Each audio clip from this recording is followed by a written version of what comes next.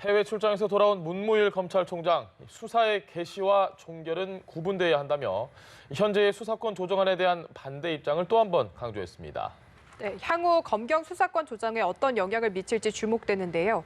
한편 4월 임시국회는 결국 본회의 한번 열지 못한 채 빈손으로 오늘 종료됩니다. 오늘 정치권 이슈는 두 분과 짚어봅니다. 차재원 부산 가톨릭대 교수, 이경수 전 새누리당 부대변인 모셨습니다. 안녕하십니까? 네, 안녕하세요. 오셨습니까? 검경 수사권 조정과 관련한 이야기부터 시작을 해보겠습니다. 어떤 얘기를 할까, 문무일 검찰총장이 주말에 공항 들어올 때도 그렇고 오늘 출근할 때도 뭐 또 어떤 메시지가 있을까 했는데 역시 비슷한 입장을 내놨습니다. 그렇죠. 뭐 오늘 상당히 많은 분들이 문무일 총장의 이 말씀 한마디 한마디에 많이 주목들을 했는데요. 일단 어제 조국 청와대 민정수석이 이야기했던 우려들, 그러니까 문무일 총장의 우려를 경청하겠다는 부분에 대해서는 상당히 긍정적으로 일단 화답을 했어요. 그러니까 국회에서 이게 논의가 이렇게 넓어지는 부분에서는 고맙다는 이야기도 했지만 그럼에도 불구하고 검찰이 지금 가지고 있는 일종의 저는 마지노선을 제시한 것이 아닐까 하는 생각이 드는데요. 그러니까 검찰 수사에 대한 통제는 분명히 있어야 된다. 그리고 또 하나는 수사 개시와 수사 종결은 구분해야 된다는 이야기거든요. 그렇다고 한다면 일종의 검찰의 마지노선이라고 한다면 이것은 결국은 지금 현행 패스트트랙에 올라와 있는 검경수사권 조정안 중에서 경찰에 주어진 1차 수사 종결권을 삭제해달라는 이야기로 들릴 수밖에 없다는 겁니다. 그러나 그거 자체는 일단 이 검경수사권 조정의 핵심 사안이기 때문에 그거는 아마 삭제가 제 생각에는 조금 힘들지 않을까. 그렇다고 한다면 국회 논의 과정에 접점을 찾기는 쉽지 않을 것 같다. 그러나 그럼에도 불구하고 지금 그러니까 검찰이 요구하는 경찰의 수사 이 종결과 관련된 여러 가지 사후 통제 방안에 대해서 여러 가지 있지 않습니까? 예를 들면 지금 이 수사 지금 갑자기 생각이 안 나네요.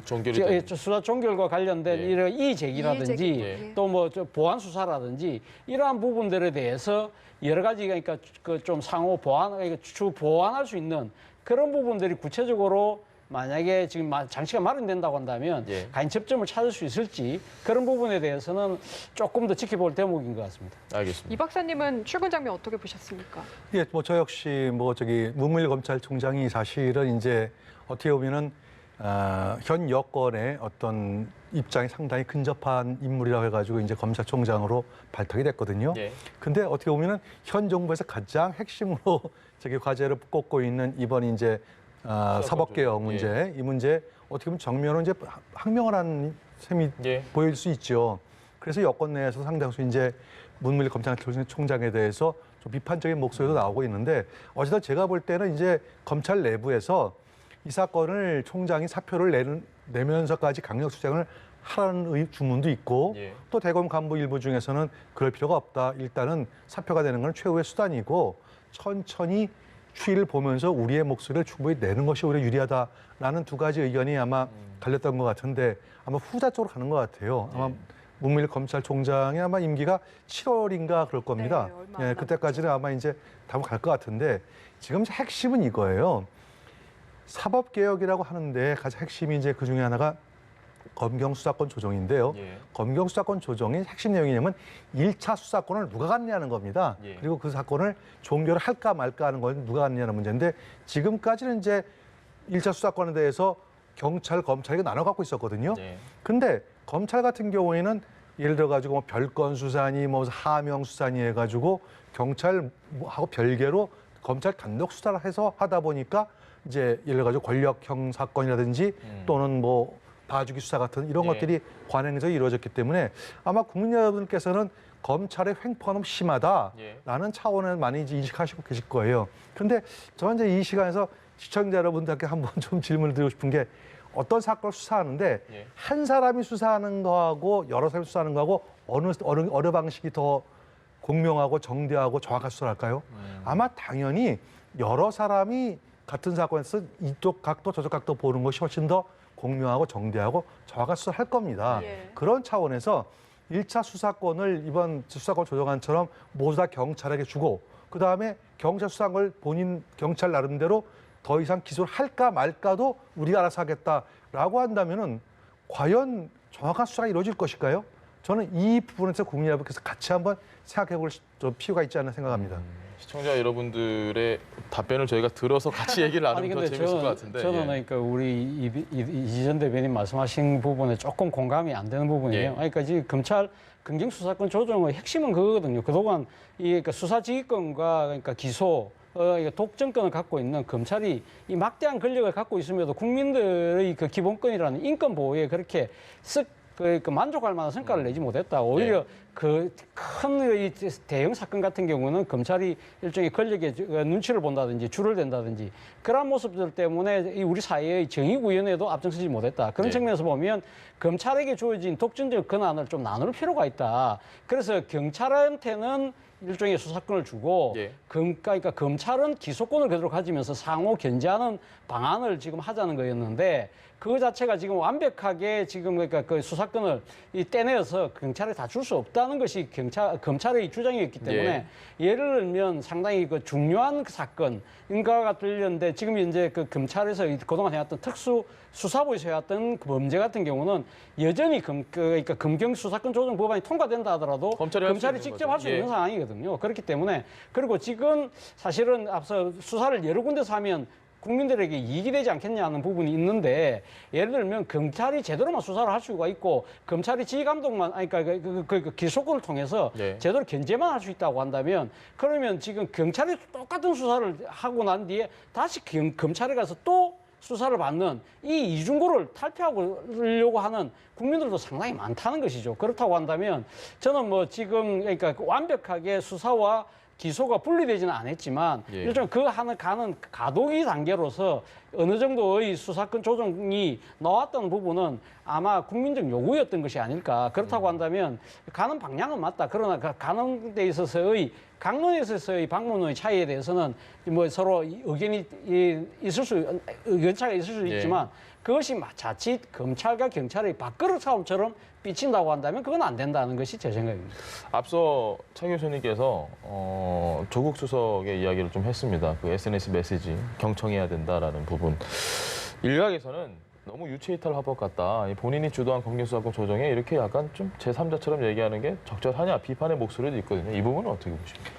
그건 이제 제 얘기보다 사법개혁 특위, 바른미래에서 사법개혁 특위원으로 있다가 지난번 그 김관영 대표가 의회에서 사보임단 오신환 의원이 그 SNS에 올린 글을 좀 대신하겠습니다.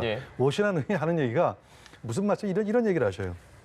아니 도대체 검경수사권 조정안 이거 누가 낸 거냐? 정부안 이거 조국 수석이 낸 거 아니냐? 그래놓고서 마치 나는 아무것도 한 게 없고 이제 국회에서 알아서 해달라? 그러면은 검찰과 경찰에서 아까 차 교수님께서 검경 사이에서 어떤 갈등을 비춰서 안 된다 하신 말도 저도 동의는 하는데 검경에 지금 갈등이 되고 있어요. 이거 정부가 부추겼고 누가 부추겼냐면 특히 조국 수석이 사법개혁 핵심 과제라면서 부추긴 장본인이 나는 여기까지만 했으니까 국회가 알아서 해라?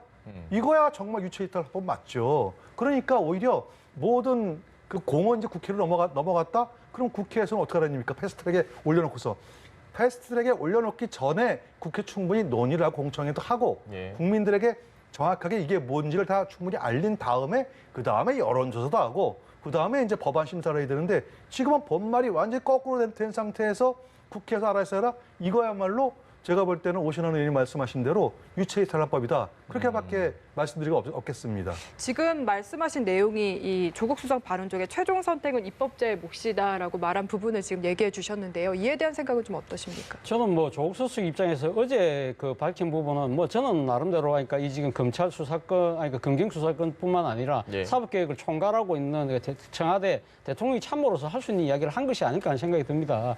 사실 검경 수사권 조정과 관련해서는 이게 어제 오늘의 이야기는 아니거든요. 벌써 10년, 20년째 지금 논의가 되어 온 부분인데 이제는 드디어 이제 결단할 시점은 왔다는 생각이 듭니다. 이 부분에 대해서 서로 경찰의 의견을 몰라서 또 검찰의 의견을 몰라서 그동안 안 해왔던 건 아니거든요. 그러니까 서로의 그 너무 현격한 그 입장 차이가 그동안 좁혀지지 않았다는 것이죠. 그래서 그 부분과 관련돼서 지금 문재인 정부가 출범하고 난 뒤에 검찰이 우려하고 있는 부분. 예를 들면 수사권을 상당 부분 1차 수사 이 종결권까지 만약 경찰이 주게 됐을 경우 경찰이 막강한 권력을 휘두르는 공룡 경찰이 될 수 있다. 이걸 어떻게 견제할 것이냐. 그 부분과 관련해서 문물총장도 이야기를 하지 않았습니까? 상당히 이 정보 경찰들이 정보력을 갖고 있는 경찰이 수사 1차 그러니까 종결권을 갖게 될 경우에 상당한 폐해가 일어날 수 있다.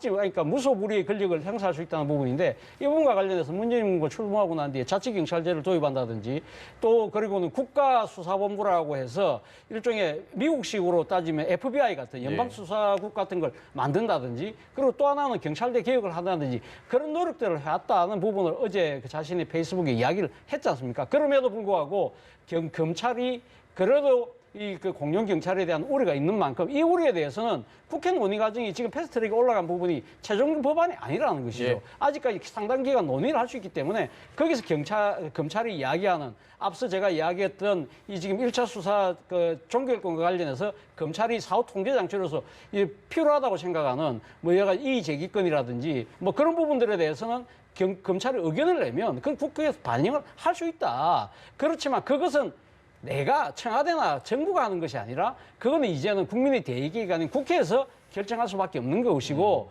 지금 무한정 이렇게 미룰 수 없고 지금 패스트트랙에 올린 만큼 한정된 시한 내에서는 결정을 내려야 된다. 이것은 국민의 명령이라는 것이 조국 수석의 이야기였기 때문에 아마 검찰 입장에서도 그 말에 대해서는 토론하기는 좀 힘들지 않을까 생각이 듭니다. 짧게 하나만 딱 더 여쭤보고 주제 넘기겠습니다. 조국 수석의 이 SNS를 기자들이 많이 봐요. 거기서 많은 입장이 나오니까. 근데 사실 문무일 검찰총장이 처음에 반대 의견 냈을 때 청와대 입장은 뭐냐? 별 이야기가 없었거든요. 조국 수석이 이렇게 SNS로 하는 건 오히려 더 득이 될 수 있다. 너무 무거운 청와대 입장보단 이게 낫다. 아니면 이런 소통 방식은 조금은 지양해야 되는 게 아닌가? 박사님 생각은 어떠십니까? 저는요, 비서라는 말을 잘 생각하실 필요가 있어요. 비서라는 말 쓸 때 비자가 비밀스러운 비자거든요. 사실 비서는 그림자입니다. 그림자가 본체 앞에서 나서가지고 이러쿵저러쿵 하는 것은 결코 본체에 대해서 얘기가 아니다. 오히려 이걸 잘 생각해 보셔야 될 것 같아요. 저도 이제 물론 그와 같은 역할을 과거에 했던 사람인데 자기가 모시는 사람이 지지율이 올라가거나 국민들 존경을 받는 거하고 받지 못하는 경우는 상당 부분 그 비서, 소위 말해서 음지에서 보좌하는 사람들이 어떻게 하느냐, 나서느냐 안 나서느냐부터 시작해서 이런 거 상당수 받는다. 다시 말씀드려가지고 지금 조국 수석이 저렇게 자기의 의견을 내는 것이 과연 어떤 입장에서 대통령의 입장이고 청와대 정부 입장이고 현 정부의 공식 입장인지를 밝히는 것도 아니고 그냥 사기인 의견으로 슬쩍 얘기하면서 마치 에드벌런 띄워서 국민의 여론 동향을 보고하는 이런 형식은 이건 공식 소통이 될 수가 없어요. 그것이 오히려 잘못하면은 대통령에게 큰 누가 될 수도 있습니다. 이 점을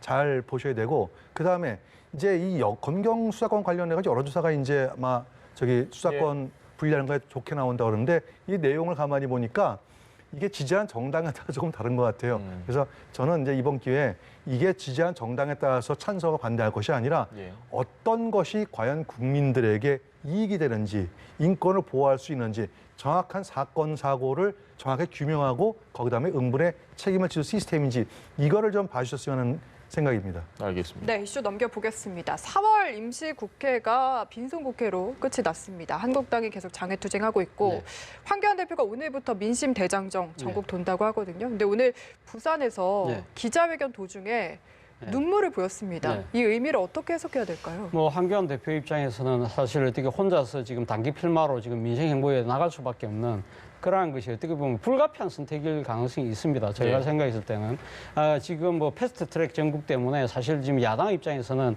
이 장애 강경 투쟁을 나갈 수밖에 없는 상황인 것이죠. 그렇다고 해서 우리가 지난 3주 연속으로 봤던 주말 집회, 서울에서의 대규모 주말 집회를 계속적으로 할 수는 없는 거거든요. 그러니까 지금 각 지역에서 지금 그 당원들을 모아 올리는 것 자체가 결코 말처럼 쉽지는 않습니다. 부담스러운 부분이 있죠.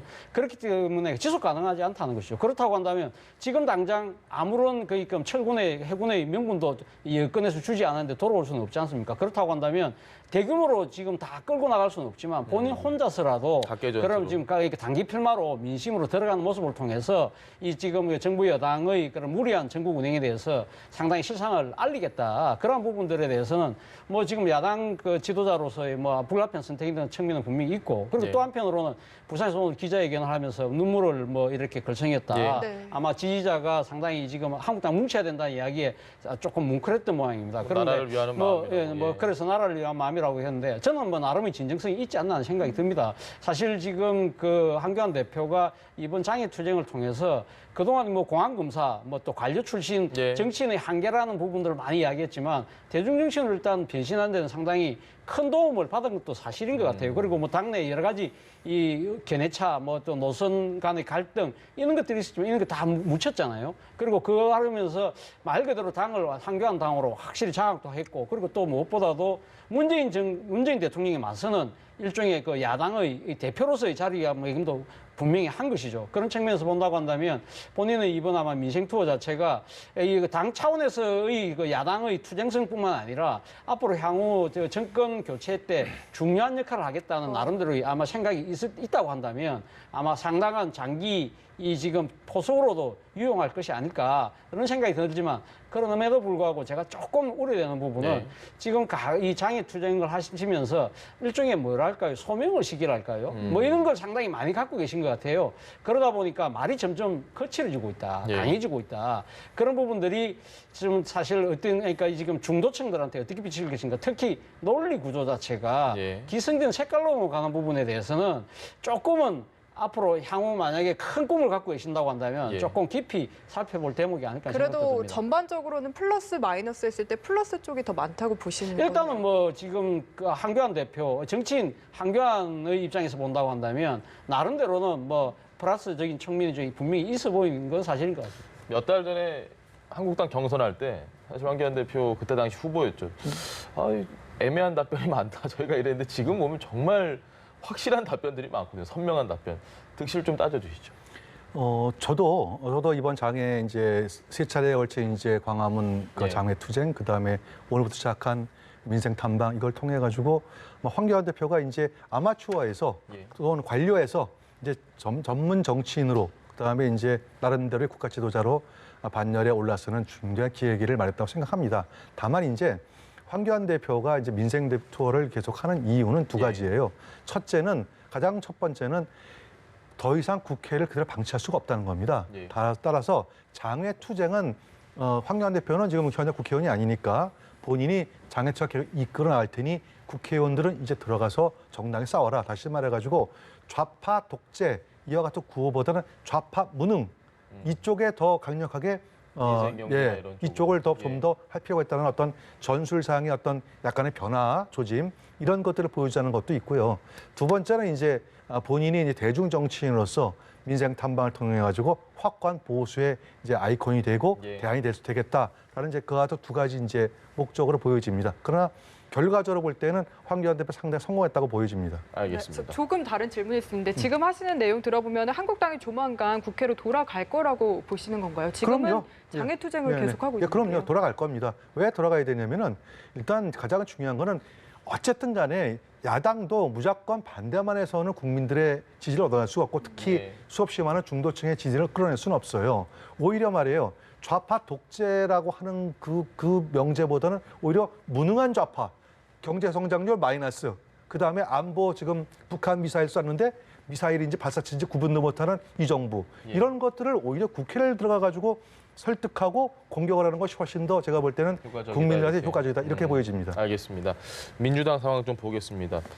여당의 원내대표 더군다나 내년 총선이 있는데 정말 중요한 자리잖아요. 지금 여당 원내대표. 중요한 자리인데 사실 저희가 막 이렇게 많이 달궈진 분위기 같진 않아요. 이 3파전 좀 어떻게 예상을 하십니까? 뭐 모든 선거가 그렇지 않습니까? 이거 그 결과를 그러니까 예측하기가 쉽지 않다. 특히 뭐 선거 결과 지금 당내에서 벌어지는 원내대표 선거 자체는 이 지금 유권자가 또 국회의원들이에요. 어렵습니다. 국회의원들 상당히 나름대로 정치 고단수들이기 때문에 자신의 속내를 잘 드러내지 않거든요. 그렇기 때문에 거기다가 지금 또 이 선거 패스트트랙 전국 때문에 상당히 또 지금 그 민주당 경선 원내대표 경선 자체가 크게 유수히 주목을 받지 못하다 보니까 판세를 예측하기 결코 쉽지 않습니다. 그런데 지금 특히 지금 이번에 그 3명의 후보가 나왔지 않습니까? 예. 이 소위 말하는 친문직계라는 뭐 김태년 의원, 그리고 또 범주로 분류된 이인영 의원, 그리고 또 비주류로 분류된 노웅래 의원 3파전인데 말 그대로 당내의 3대 축에서 각자의 대표가 나왔기 때문에 저는 막 결선 투표까지 가봐야 되지 않을까. 그러나 일단 어떤 식으로든 지금 당정 일체감을 통한 전국 돌파냐, 아니면 분위기 쇄신을 위한 전국 수습이냐, 여기에서 의원들이 어떤 방향을 선택하냐에 따라서 아마 결과가 좌지우지되지 않을까 생각이 듭니다. 그래도 한번 저희 한 명 정도 여쭤봐 감히 예측하기가 조심스럽습니다. 알겠습니다. 그러면 이 박사님께 판세를 여쭤봐야 할 것 같습니다. 일단 이제 대통령 임기가 얼마 안 남았으면 언더독 효과가 생길 수가 있어요.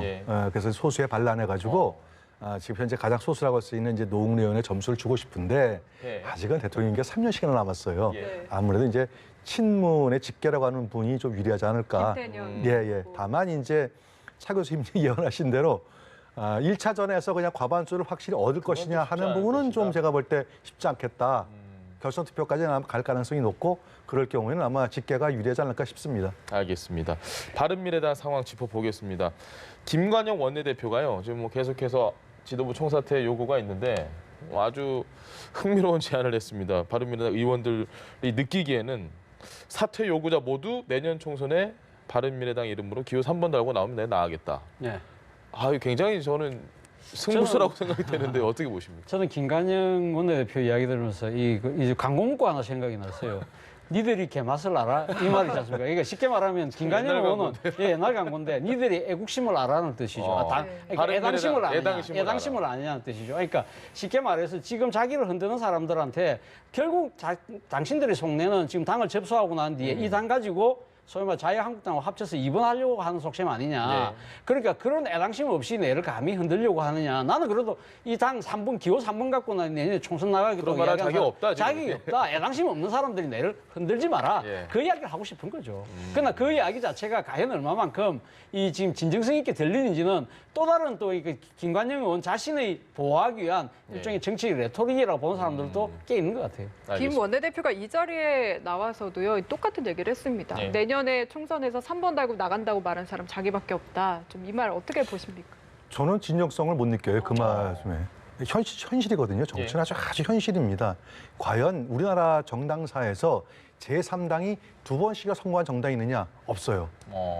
정주영 회장이 만들었던 국민당도 그렇고 뭐 자민련도 그렇고 수없이 많은 우리 정당사에 나타났던 제3정당이 한 번은 성공을 합니다. 어떤 이유를 또 통해서. 그러나 2번 성공하는 일은 사례가 볼 수가 없어요. 결국은 제가 볼 때 정말 죄송한 얘기다. 바른미래당 지지자분이 보신다면은 죄송한 얘기입니다만 바른미래당은 아마 다음번 총선에서 결과가 상당히 어려울 거다. 그렇기 때문에 지금 저 사단이 나는 거거든요. 생각해 보세요. 바른미래당에 지금 내년도 총선에 바로 이제 1년 채 못 남았거든요. 11개월밖에 안 남았는데 당장 좋은 결과 나올 것 같으면 저 사단 날까요? 절대 안 납니다. 어떻게 해서든 뭉치게. 그렇죠. 이미 어렵다는 걸 본인도 다 깨달았고 이제는 살기 위한 생존 전략이 쌓여 있는 거거든요. 김관영 원내대표가 2번, 3번 달고 나가겠다고 하지만 정작 아무도 없고 혼자 있을 때 3번 달고 나가겠습니까? 절대 못 나가죠. 본 살길 찾을 겁니다. 그 말씀을 대신하겠습니다. 알겠습니다. 하나만 더 여쭤보겠습니다. 김동철 의원이 이런 얘기했어요. 6월 초까지는 결론이 나야 된다. 6월 초까지 결론 날 것 같습니까? 쉽지는 않을 것 같습니다. 지금 뭐 김관영 원내대표가 지금 임기는 뭐 6월까지지만 그러지만 손학규 당대표 임기는 좀 더 상당히 오래 기간 지속될 수밖에 없는 상황이기 때문에 결국 그렇다고 한다면 지금 당내에서 뭐 지금 그 김관영 원내대표를 지금 일종의 정치 탄핵을 하기 위한 비상의총을 한다고 하지만 그것은 뭐 당헌 당규에 규정되어 있는 구속력이 있는 결정이 아니거든요. 그렇다고 한다면 결국은 뭐 김관영 원내대표는 뭐 그냥 어차피 6월 임기니까 그냥 그대로 밀고 간다 하더라도 손학규 당대표도 물러날 가능성이 없다. 그렇다고 한다면 이 상황에서 수습할 수 있는 방법은 제가 생각했을 때 지금 유승민 의원을 비롯한 바른정당계에는 상당히 지금 그 강한 의지를 갖고 있잖아요. 그렇다고 한다면 또 다른 당내의 최대 주주인 안철수 전 대표가 조기에 돌아와서 당을 수습하지 해서 유승민 의원과 손을 잡고 하지 않는 이상 좀 쉽지 않은 행국인 것 같습니다. 알겠습니다. 네, 차재원 부산 가톨릭대 교수, 이경수 전 새누리당 부대변인과 함께했습니다. 말씀 감사합니다. 고맙습니다.